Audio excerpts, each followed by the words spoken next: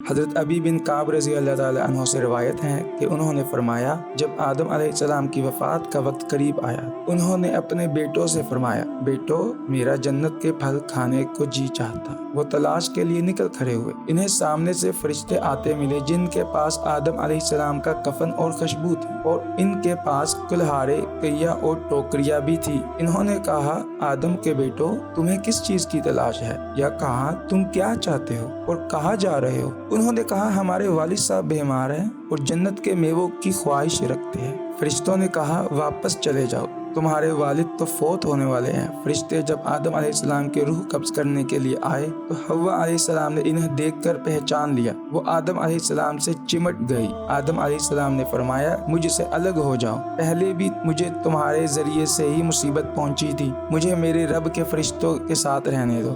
حضرت حوا علیہ السلام نے سب سے پہلے اس پھل کو کھایا شیطان کے ورگلانے پر، جس کو کھانے سے اللہ تعالیٰ نے منع فرمایا تھا، اور پھر حضرت آدم علیہ السلام کو بھی کھانے کی ترغیب کی۔ تو اس لیے حضرت آدم علیہ السلام نے حضرت حوا علیہ السلام کو کہا کہ الگ ہو جاؤ، پہلے بھی تمہارے ذریعے مجھے مصیبت پہنچی تھی، مجھے میرے رب کے فرشتوں کے ساتھ رہنے دو۔ فرشتوں نے ان کی روح قبض کی، غسل دیا، کفن پہنایا، خوشبو لگائی، آپ کی قبر کھودی اور لحد تیار کی۔ پھر انہوں نے آدم علیہ السلام کی نماز جنازہ ادا کی، پھر انہیں قبر میں رکھ کر اوپر سے مٹی ڈال دی۔ پھر انہوں نے کہا، آدم کے بیٹو، تمہارے لیے یہی طریقہ ہے۔ تو اس طرح حضرت آدم علیہ السلام کے بیٹوں کو دفنانے کا مکمل طریقہ سمجھا دیا۔ حضرت آدم علیہ السلام کہاں پر دفن ہے، اس میں بہت سے اختلافات ہیں۔ زیادہ مشہور یہ ہے کہ انہیں ہندوستان کے پاس سری لنکا میں اس پہاڑ کے قریب دفن کیا گیا جہاں انہیں جنت سے اتارا گیا تھا۔ ایک قول یہ بھی ہے کہ مکہ مکرمہ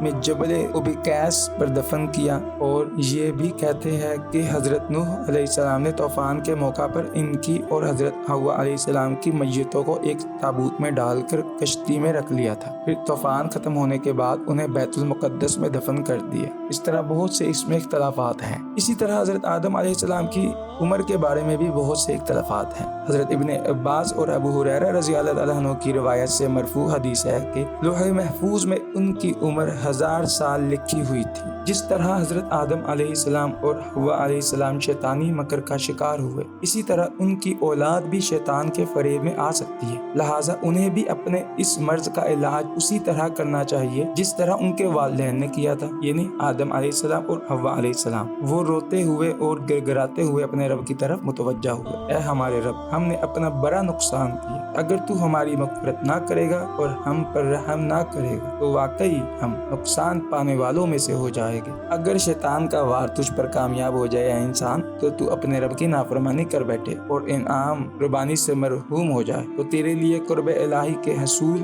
گناہوں کی بخشش، رب کی رضا اور انعامات کے حصول کے لیے توبہ کا دروازہ کھلا ہے۔ تو اپنی زندگی میں کسی بھی وقت اس دروازے سے داخل ہو کر اپنی سیاہ کاریوں کو نیکیوں میں تبدیل کرا سکتا ہے۔